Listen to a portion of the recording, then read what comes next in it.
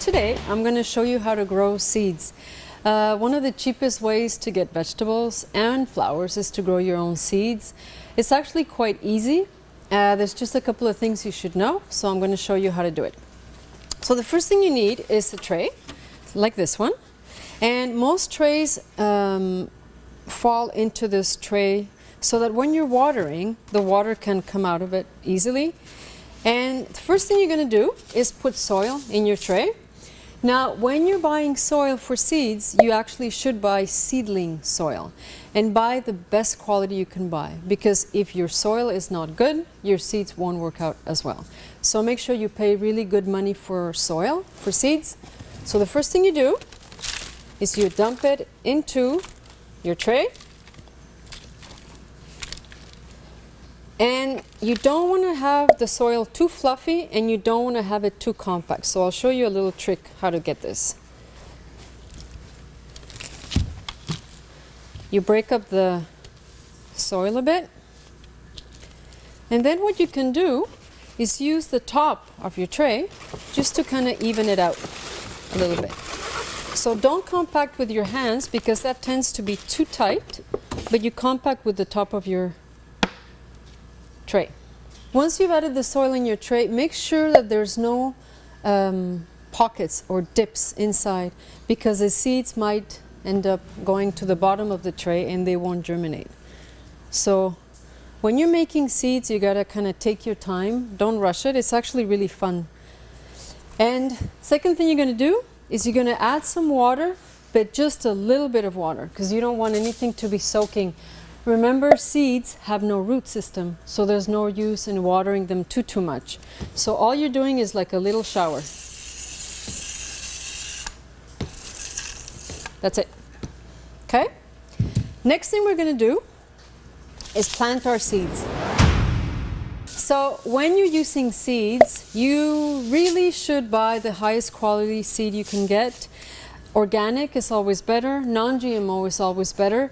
If you pay less for your seeds, you might not have them germinate. So the money you spend might be lost because they never really germinated.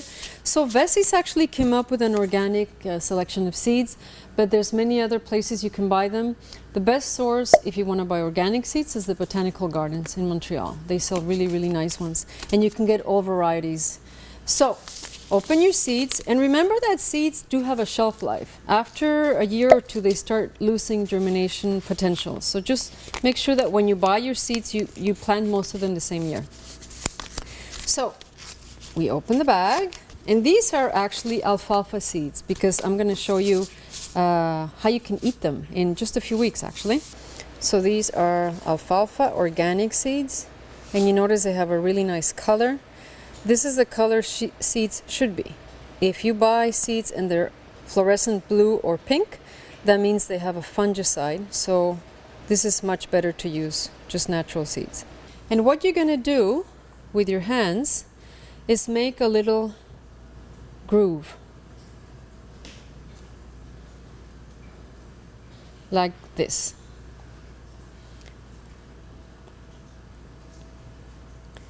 Now I'm just going to make 2, but you could make 4 in this size tray. And really gently you pick them up and you just sprinkle them like sugar.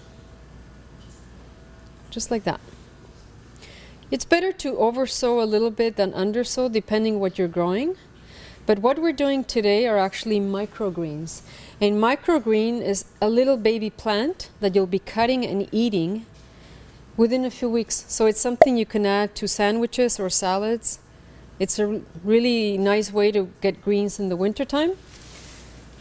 Once you've had your seeds in here, all you got to do is take your fingers and cover them again. You don't want to go too deep. Usually the size of the hole, the size of the seed will determine how deep you plant it. The smaller the seed, the more shallow the hole. The bigger the seed, the deeper you plant it. And once you've covered it with your hands, you don't tap the soil, okay? So one of the best things you can do for your seeds is also to give them a bit of manure. Anytime you're planting seeds or transplanting a plant, manure is one of the best things to use, or compost.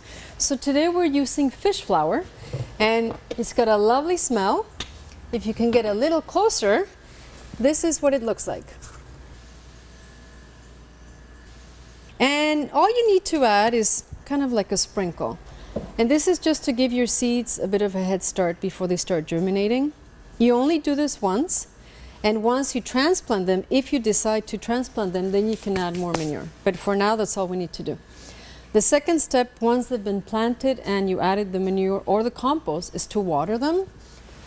And you really just do a small shower, not too much, because then your seeds will rot. And that's it. We're done. When you're producing seeds, you need a dome like this one, which you place on top of the seed tray, and the humidity inside should be around 95%. If you find that your tray starts to bead, there's a lot of water condensation, then just remove it, and then when it gets a bit cooler in your home, just put it back. As soon as you see the seeds germinating, you can take it off. And seeds really like heat.